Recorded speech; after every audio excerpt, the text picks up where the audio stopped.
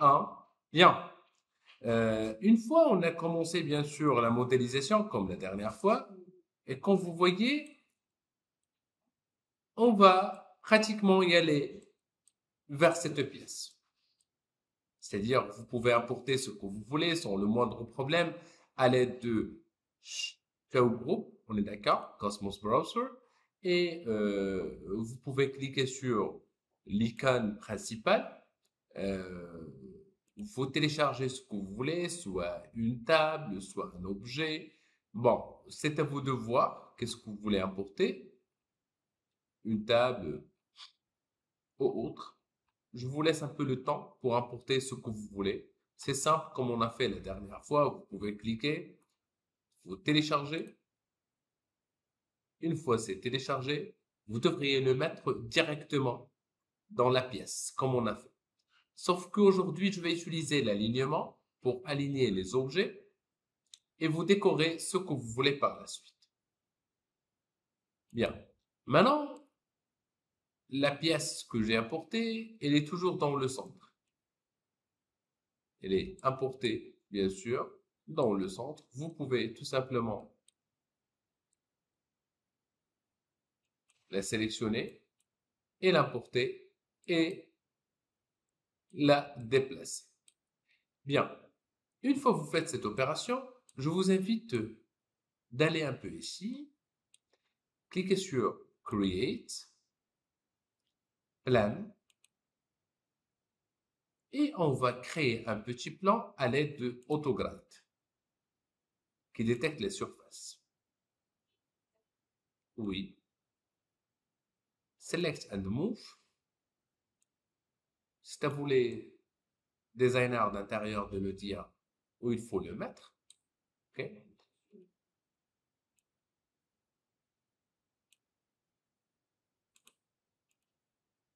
Elle est là.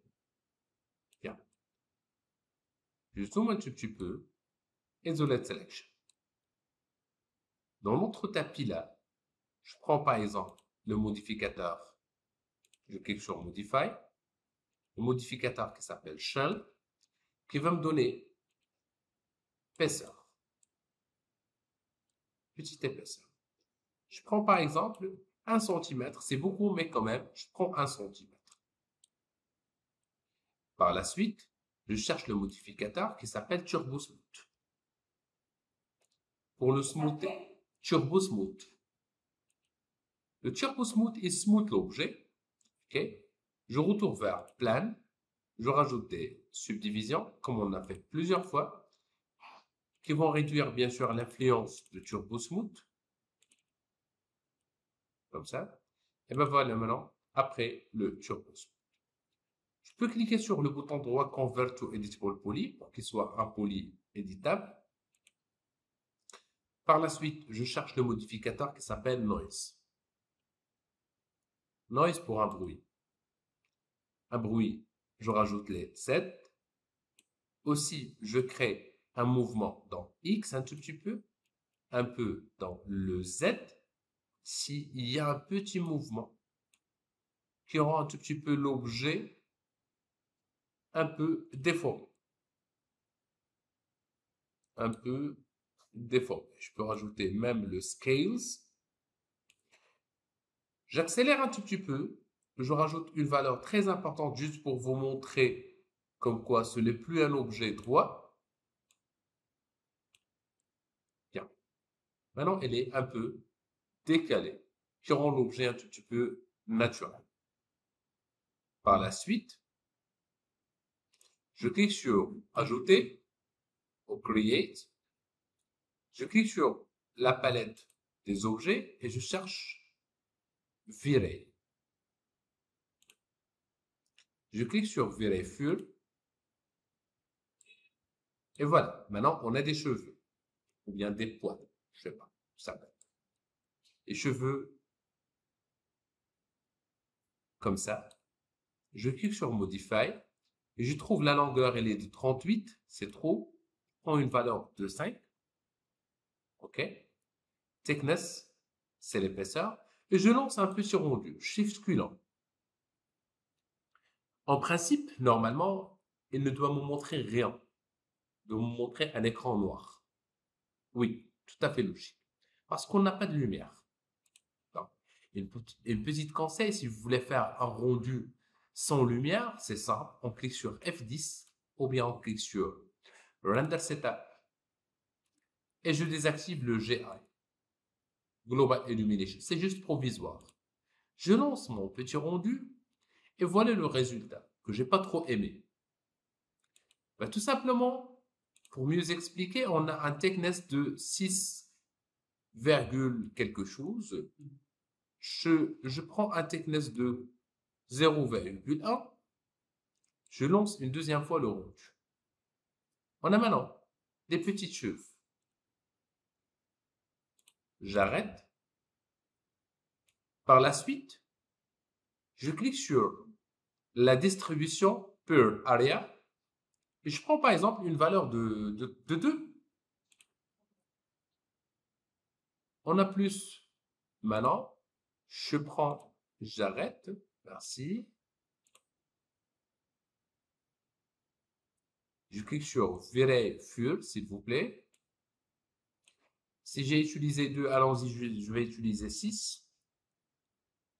Et je lance. Et on a maintenant plus de détails.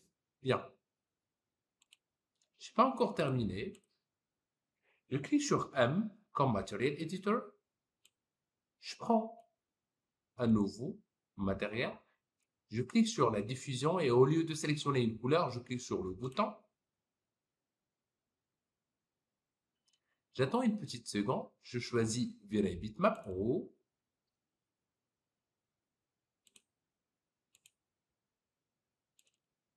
Je choisis bien sûr une texture. Par exemple, voilà la texture. Assign Material to Selection. Attention, je clique sur le plan d'abord. Assign Material to Selection and Shorthanded Material in Viewport. Je clique sur Verify. Je refais la même opération, mais cette fois, je clique sur juste Assign Material to Selection. Ce n'est pas la peine de cliquer une deuxième fois ici. Vous allez la désactiver. Je clique sur le lancement. Je dis est-ce que c'est bien ou non parce que il y a des choses à modifier.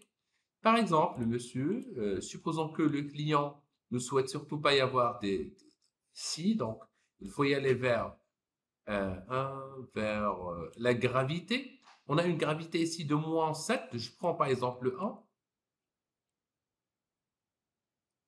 Et bien voilà, comme ça, les cheveux vers le haut. Et je peux aussi réduire un peu le band ou augmenter le band. C'est à vous de voir. Et bien pour moi, c'est bon. Je peux rajouter plus d'éléments. Je vais utiliser 8 et j'arrête. On a maintenant plus de détails. OK? Une petite conseil, si vous voulez vraiment bien adapter la texture, je vous invite d'utiliser l'UVWMap. OK? Qui me donne plus de détails maintenant de texture. Et j'arrête. S'il vous plaît, vous désactivez une deuxième fois. Vous activez, pardonnez-moi, GI. On a terminé les tests. Bien. Voilà ce qu'on a fait ensemble. Maintenant, ce que je veux faire, c'est lancer mon premier rendu. Pour lancer un premier rendu, je clique sur M. Je prends par exemple un matériel. C'est juste pour le test, on est d'accord. Pour le seul, je prends une texture au choix. From Very Wood. Add to Material Editor. Le voilà. Je l'applique. Assign Material to Selection, bien sûr. S'il vous plaît, à ne pas oublier UVWMap. C'est obligatoire pour les textures. Je le répète, UVWMap, c'est obligatoire pour les textures. Je prends un tout petit peu les murs de cette pièce-là. 1, je maintiens la touche CTRL, 2, 3, 4, 5, 6, 7, 8, 9. Je prends par exemple un matériel tout à fait blanc. Si vous voulez une réflexion, une petite réflexion, la voilà. Pour moi, je veux un matériel mat, comme ça. Bien. Et je veux vraiment lancer mon premier rendu, sachant très bien que ça ne va pas donner. Et je vais vous expliquer pourquoi. D'abord, pour faire un rendu, on va utiliser aujourd'hui VLSN. Je clique sur Create, VLSN, de l'extérieur vers l'intérieur de la pièce. Et là, il vient de me dire, would you like to automatically add the VLSky environment? Ben oui. Tiens. Pour voir l'objet, c'est simple. Je vous invite de zoomer, de préparer votre scène. Vous utilisez l'outil zoom aussi. Restez avec moi, s'il vous plaît. Je recadre un peu un objet et je clique sur V-Ray Physical Camera. Attention, maintenant je travaille avec V-Ray Physical Camera. Bien. V-Ray Physical Camera, elle est là. Je vais la déplacer un tout petit peu, donc je travaille et j'observe en même temps. OK? Et je clique sur Modify pour voir qu'est-ce qu'il y a au niveau de Field of View, les senseurs. Je peux par exemple augmenter le champ of View, comme ça. Une chose hyper importante, pour un rendu, c'est obligatoire, d'utiliser le plafond. C'est pour cela qu'on a bien organisé, j'applique les tâches. Je clique sur le plafond M, je prends le même matériel, le blanc. Je lance mon premier rendu, sachant très bien qu'on a l'objet, la lumière et on a aussi la caméra. Et ça ne va pas donner. Je l'ai dit d'avance. Pourquoi ça ne va pas donner? Pour plusieurs erreurs. L'erreur numéro 1, on a des fenêtres opaques. Vous devriez normalement insérer une vitre ou bien les supprimer provisoires. Je lance maintenant le rendu, Shift Q. Quand vous voyez, on a maintenant une source lumineuse externe. J'arrête vite fait le rendu. Je ne perds surtout pas le temps. Je clique sur notre source lumineuse, c'est VLSN. Je le déplace vers le haut. C'est-à-dire,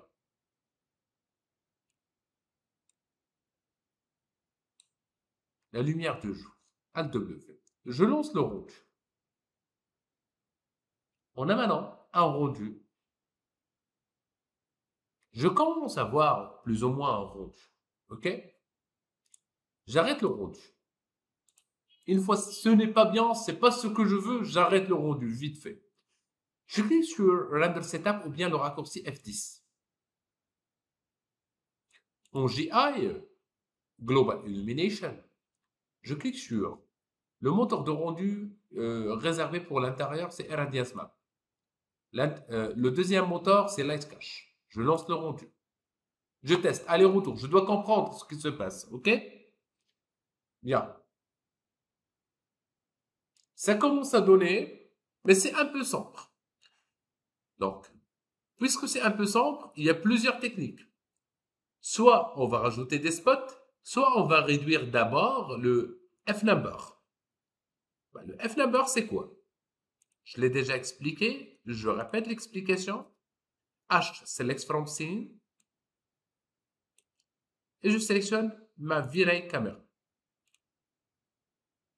Quand vous voyez ici, on a un F-number de 8, c'est-à-dire l'ouverture de la caméra est totalement fermée. Je réduis un peu la valeur, je prends par exemple le 2 et je teste. On a maintenant beaucoup de lumière. Et ça, c'est bien. ou pas? Nous allons voir.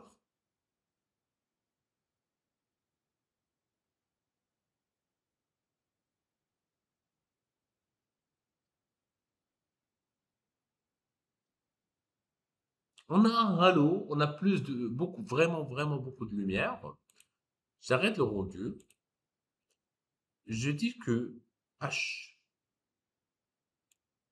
une valeur de 2 est trop excès, donc je prends 4. On a maintenant moins de lumière et c'est tout à fait logique. Il faut que la lumière soit équilibrée dans la scène.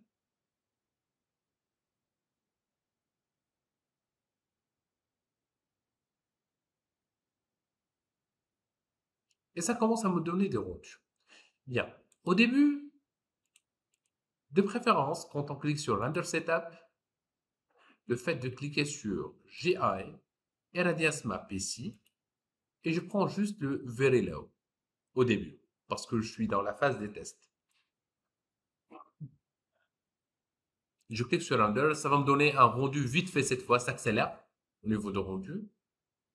Même que j'ai une petite machine, vous voyez, c'est vite fait. Et ben voilà, c'est vraiment super. Ça commence à donner, on est d'accord? Je peux rajouter des spots par la suite et un faux plafond, ok,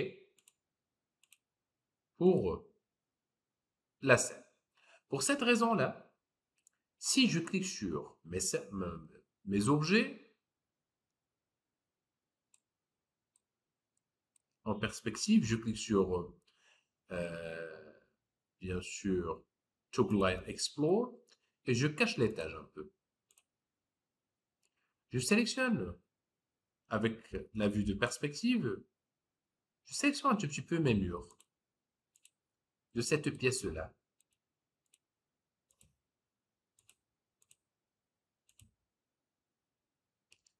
Isolate Selection. Voilà ma petite pièce. Attendez, j'ai raté quelque chose. C'est ce mur-là. Et ben voilà. Pourquoi cette opération? Je vous explique. Dans la vue de haut, je clique sur Create, Line, Line. Et je veux dessiner une forme linéaire. Et la forme linéaire, avec un accrochage par rapport aux vertex. Bien. Je clique sur le premier point. On a un accrochage automatique pour info.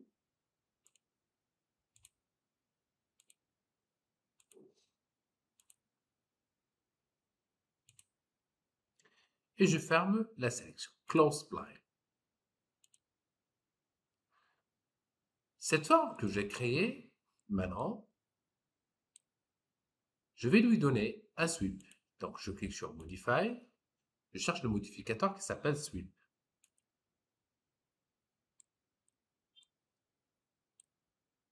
Le sweep que vous voyez ici devant vous, je peux l'utiliser avec les formes et les objets, pardon, les profils utilisés comme la barre.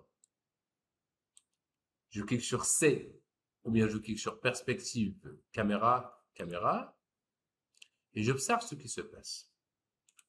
La barre, half round et autres, vous pouvez utiliser ce que vous voulez, s'il vous plaît.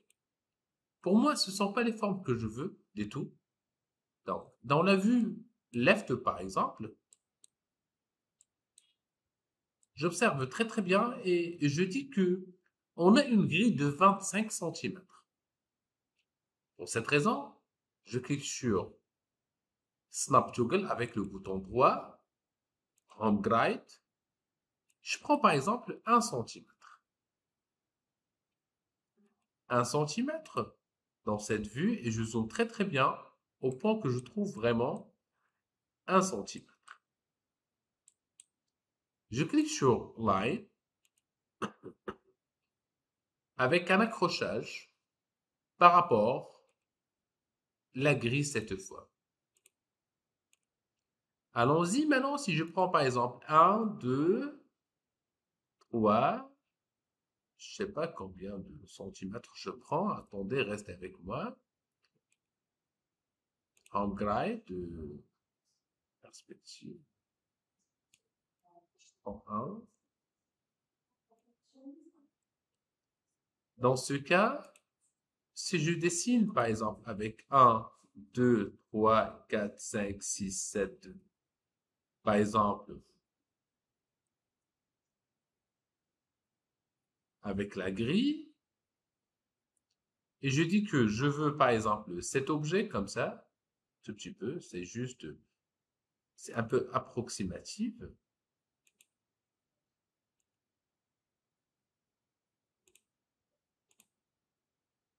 et je close spline. Voilà un tout petit objet que je l'ai dessiné juste aléatoire. Je désactive le snap toggle maintenant, je sélectionne mes points qui sont là, et je cherche un peu le filet. Je le rends un tout petit peu arrondi, comme ça. Et je sélectionne une deuxième fois mon objet que j'ai créé. Et je lui dis, écoute, je veux use custom section. Voilà le custom section. On est d'accord que j'ai créé. Sauf que cet objet, comme vous voyez,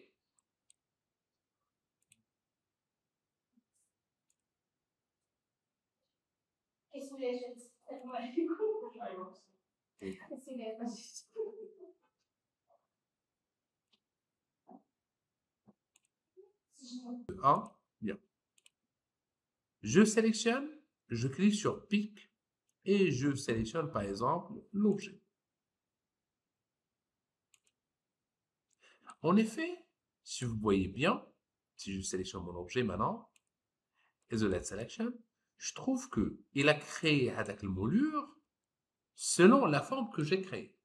Sauf que, est-ce que c'est bien ou pas? Je clique sur C, caméra, et j'observe. Qu'est-ce qu'il faut observer? C'est un peu miroir, c'est-à-dire je peux cliquer sur miroir en X, Y, et ça donne. Si ça donne pas avec X, Y, vous cliquez sur X, Y dans l'autre axe. Parce qu'il y a deux axes, ok? Donc, je l'ai inversé deux fois. Pour moi, maintenant, c'est bien. Et là, c'est l'axe d'insertion. Vous testez avec les axes d'insertion, celui-là, celui-là, celui-là, celui-là, celui-là. Donc, pour moi, celui-là, il est bien. OK? Bien. J'ai créé une forme de moulure au choix avec le blanc. Par la suite, je vous invite d'insérer des spots aussi à l'aide de Cosmos Browser.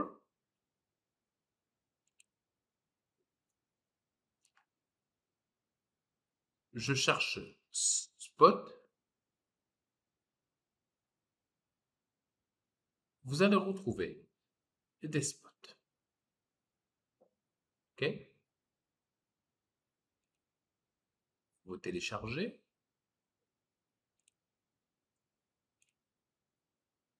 Les spots.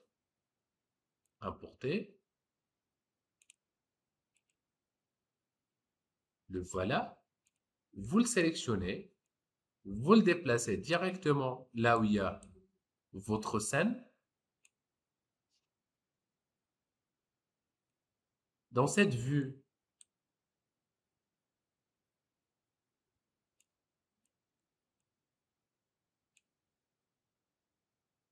ah oui, il y a autre chose. Je clique sur le plafond, s'il vous plaît. Je clique sur Toggle Layer Explore. J'active le plafond. Il y a une chose hyper importante. Au lieu de trouver l'axe, etc., et calculer, il y a un petit modificateur qui s'appelle Select and Place. Select and Place, il me permet de sélectionner l'objet et le placer sur l'endroit où vous voulez. Je répète, je sélectionne et je déplace. Il sélectionne automatiquement l'endroit. Si vous voulez être sûr, allons-y, on va vérifier. Le voilà. Directement à le plafond.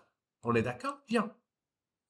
Je clique sur C comme caméra et je lance le rendu une deuxième fois. Bien sûr, vous pouvez gérer la question de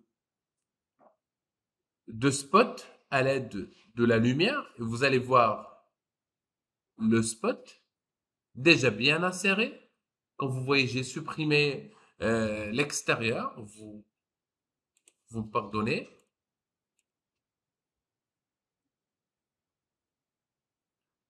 Je reprends une deuxième fois.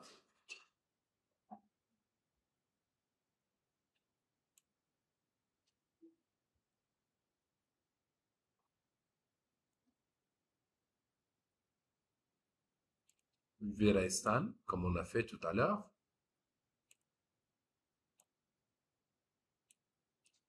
Oui.